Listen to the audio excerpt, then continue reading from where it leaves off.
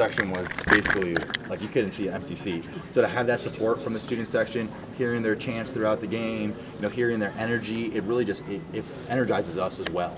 So when it is like when it was like 56-10, we keep on going because everyone's still in the crowd. Although it's raining, they're waving the towels, and it really just adds another layer. And also, I think it made it really hard for Illinois to play here. So I think that helped their defense a lot. Our defense did a fantastic job, and really appreciate all the fans coming out and supporting us. What kind of statement did this win make?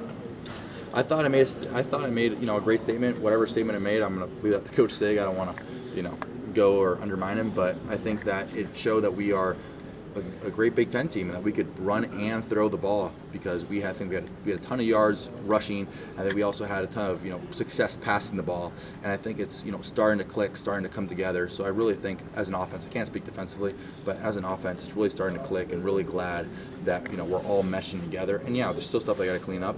I missed Elijah and Cooper on 2 throws there, but we're gonna get back to that and have those cover zero checks ready and be ready for Iowa. I know part of it's experience, but Kurt said you've accelerated the last few weeks, your growth, your development. What has been the key for you to kind of maybe slow things down or kind of get you to that next level that he's been seeing more recently? Yeah, I would say it's the coaching and then also the confidence my teammates have in me.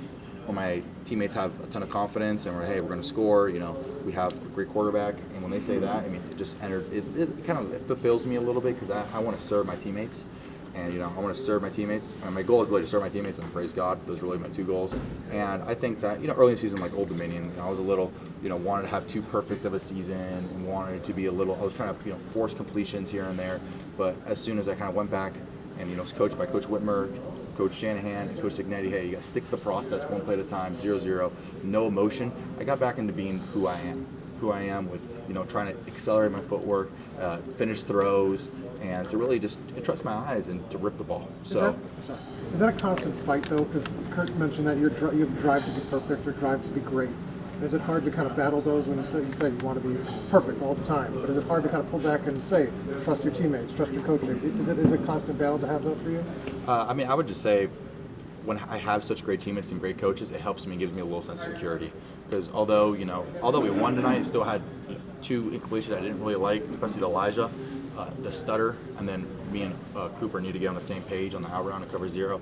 But it's the drive to get better, and you're never going to be 100% perfect, and if you are, there's always going to be something, one play in the game, but it's that drive to be perfect and to never be complacent. And that's the reason I came here, is to become the best quarterback that I could become, and to see my development accelerate is what I want, and I want to keep on accelerating tenfold and keep on having exponential growth throughout the season. You guys went for it on 4th and short early in that first quarter. It was a tie game, got it, and scored 56 in the next 59 points. Yeah.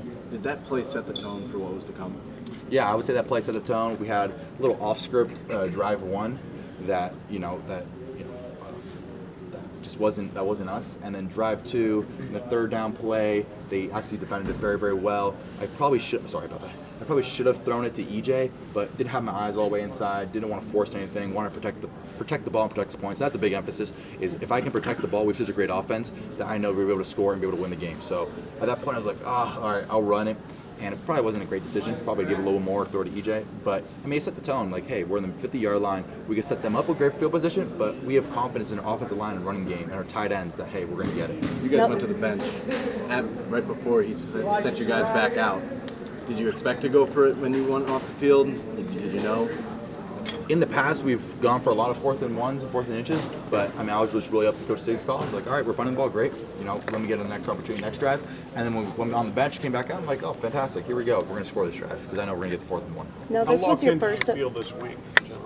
I felt pretty locked in. I felt that your focus, and I've gotten into a good routine here where I'm trusting my preparation. I know what's going to work. I know how it's going to pay off, and the intentionality that our offense is able to bring to practice was at a next level. And we had a really good Thursday practice, so I think that helped us move some confidence. But there's always nicks and knacks you're trying to clean up. That we got to clean up some timings throughout practice, but I felt that we were very locked in at practice, and now that we see what we could do as an offense, I think it's only going to exponentially grow. Next up is your first road test of the year. Tough place to play in. How nice is it being 4-0? It's great being 4-0, but honestly, right now I feel like we're 0-0 because we have Iowa next week. They have a great team. I believe they beat Rutgers last night.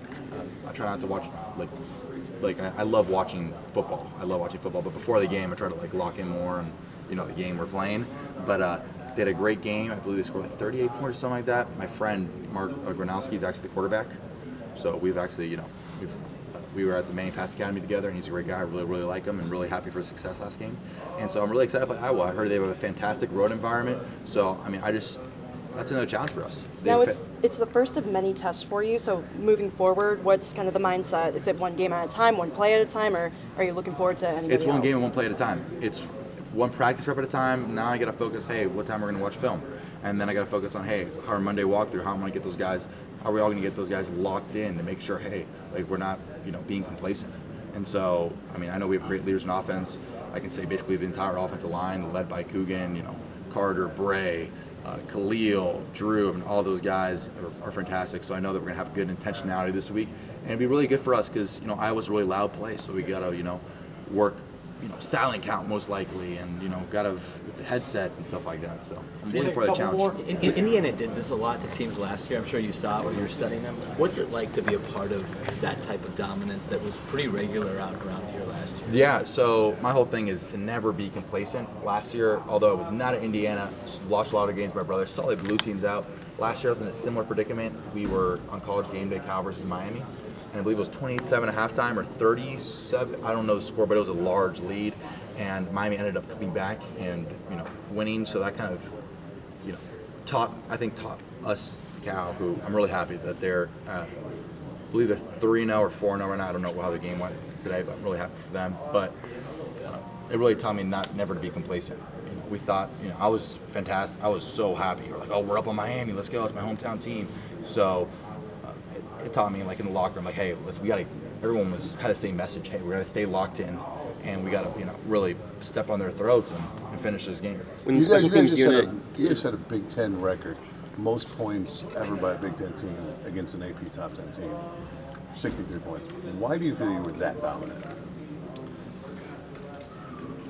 If I'm being completely honest, I think it's just focusing on us. I think it's focusing on us, and when we take away the outside media hype and all that outside noise and really focus on executing one play at a time, I think that we're a dominant offense.